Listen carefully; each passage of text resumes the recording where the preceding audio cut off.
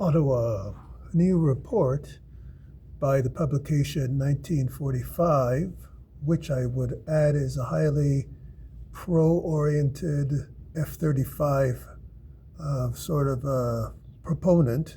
I believe they're also based in the States, is suggesting that since Canada's F-35 fighter debate discussions between the F-35 and the Gripen is in overtime, it's looking more and more likely from their perspective that the Canada is likely to choose the Gripen based upon considerations that it outlines in the publication, namely that the operational consideration that the various proponents have indicated that the Gripen is more suited to the Arctic requirements that Canada has versus the F-35, which is more suited to the American global defense program that the F-35 has been built for relative to Canada's own priorities.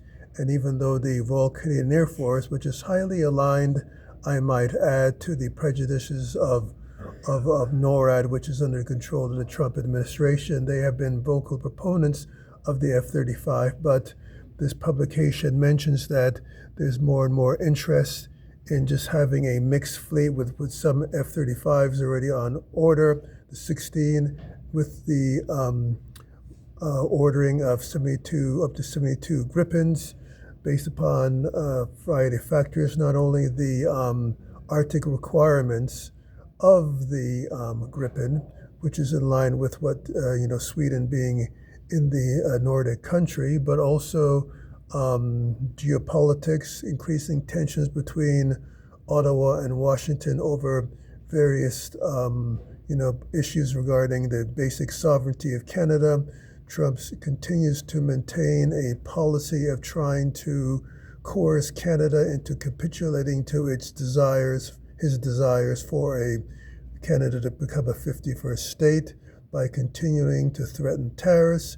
And with the newest tariff desire by Trump is, since Canada is, supports the sovereignty in Greenland with European countries, Canada is now seems to be on the horizon for threats regarding Trump, because Canada supports the sovereignty of Greenland along with European countries. So due to these escalating tensions, they seem to be providing a substantive backdrop for the Canadian government under Carney to choose the Gripens.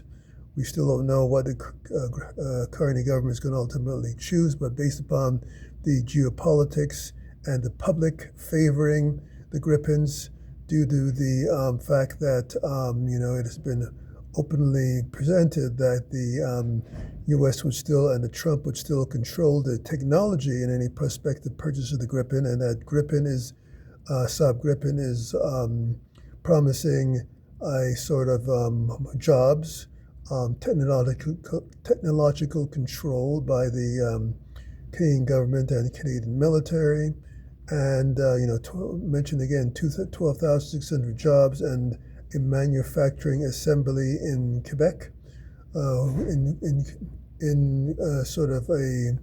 in tandem with the Global Eye and the Bombardier, that all these industrial technological incentives and the incentive of basic sovereignty is pushing the likelihood that the Canadian government is going to choose the Gripen.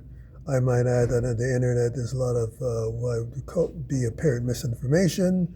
A lot of stuff, internet pundits are saying that the Saab-Gripen has already been acquired. It's part of the clickbait which goes on this YouTube.